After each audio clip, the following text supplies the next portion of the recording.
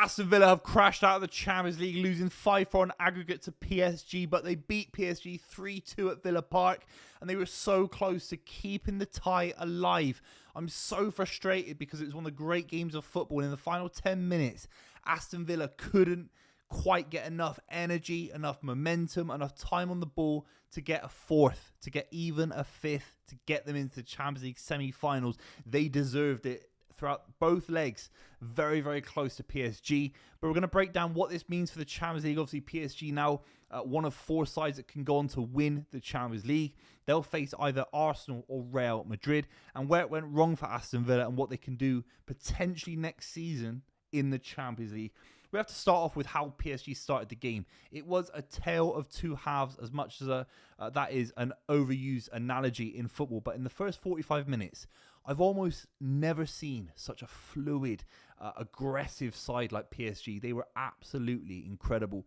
Kvaratskhelia was on the right-hand side, Barcola on the left, Dembele down the middle. It was outrageous how much space the fullbacks had, Hakimi, Mendes, and they were causing the back line for Aston Villa, who are usually so calm, so collected, so much trouble. And it's a bit of a mistake between Pau Torres. A ball gets whipped across the face of the box. Some beautiful build-up play. The Aston Villa midfield looks a little bit off it today, I'll be completely real.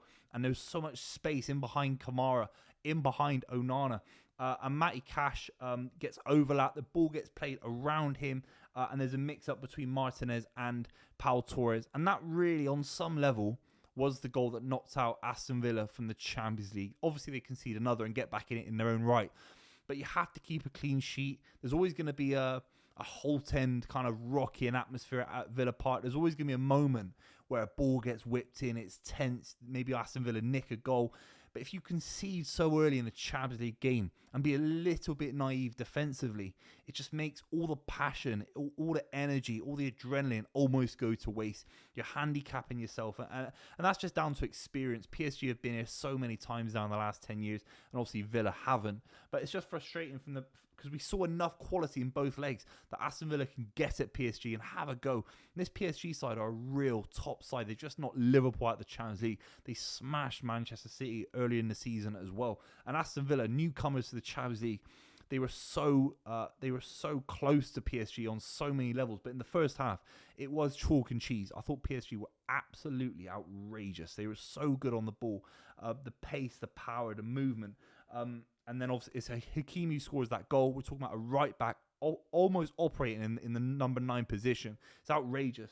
And then a few minutes later, Nuno Mendes scores an unbelievable strike, curling it into the post and around Emi Martinez as well. That again was almost like the killer blow. You can't be 2-0 down, 5-1 down on aggregate to PSG. You just, it doesn't matter how passionate you are, how big passionate the stadium is. You're just not giving yourself a good enough footing to go and win the game and go on and win the Champions League. It's just not how you manage Champions League football. That being said, Aston Villa in the second half were absolutely fantastic, and they were spurred on by a Yuri Tielemans strike that kind of came out of nowhere, a touch deflected in the first half to make it 2-1. Whatever happened, whatever team talk Unai Emery gave in the half time, talking about maybe Ozzy Osbourne or Prince William, whoever was in the stands, because it was absolutely outrageous. The energy, the pressing from John McGinn, the pressing from someone like Rashford as well, Morgan Rogers. It was fantastic.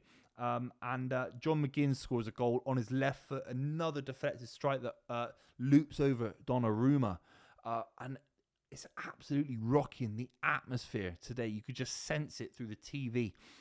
Incredible scenes. And if Aston Villa get into the Champions League next season, they can use the experience that they've had at Villa Park, the big win against Bayern Munich in November, and obviously this kind of result as well, beating PSG in a Champions League quarter-final, not making it through the tie, but beating them at home is a big result for Aston Villa. It gives them a lot of an understanding of what they can achieve in this competition should they stay in it next season, which there's a big chance that could happen.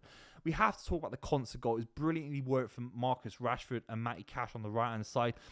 Rashford nutmegs one of the PSG players. I think it's Ruiz, who doesn't handle it very well at all, doesn't work hard off the ball to kind of win it back, doesn't want to give a penalty away. Rashford on the byline cuts it back. It's a brilliant strike from Ezri Konsa. You're looking at a game where all these defenders have scored. It's absolutely crazy. And Konsa, what a finish. It's kind of Kevin De Bruyne-esque. It's like a lethal strike. It's like a bit of like an Andy Cole strike almost in the box. Ruud van Nistelrooy kind of curler, taken away from Donnarumma. Absolutely outrageous. But there was one moment that Konsa will be thinking about potentially for the rest of his career. Maybe just this season. Maybe gets an opportunity to rectify it one day in the future.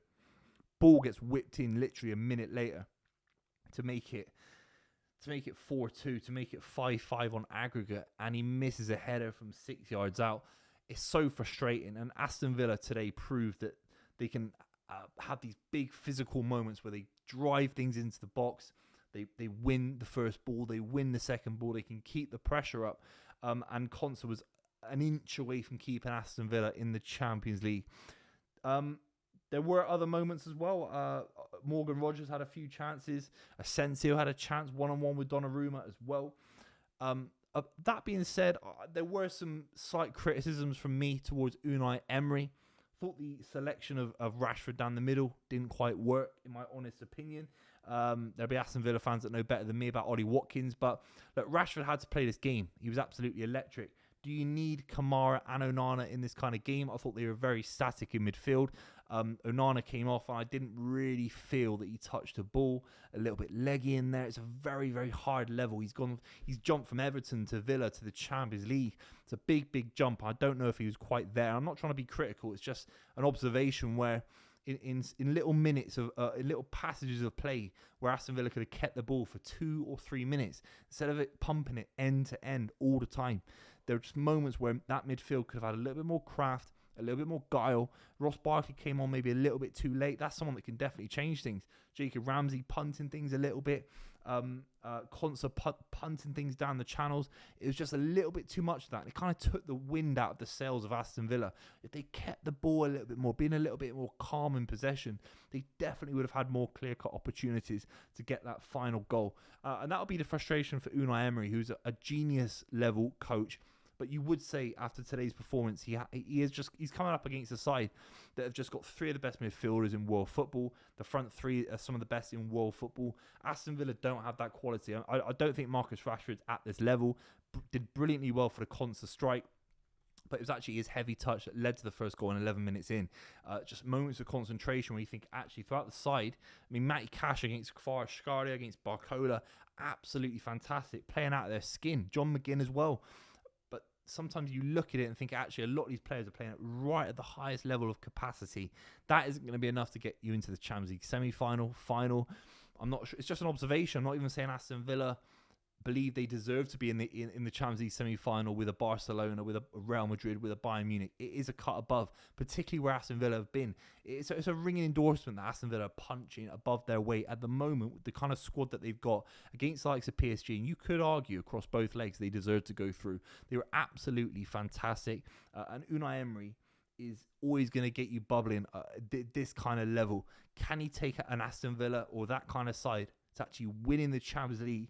That's a big, big question mark for Unai Emery. But there's so much today that you'd say defensively, a little bit naive, keeping the ball. I think Unai Emery has to work on how he gets his side to keep the ball calmer, a little bit more boring. And PSG, despite the fact you can have a go at them, and the second half was really poor, the way they kind of lost a little bit of energy. I always say it about the French League. The French League, because there's a lack of intensity week in, week out for PSG, despite how much quality they've got in the side, the final 15, 20 minutes, you're always going to get moments against PSG because that intensity isn't there. You can't train for intensity. If Aston Villa just kept the ball a little bit better, there might have been more openings, in my honest opinion.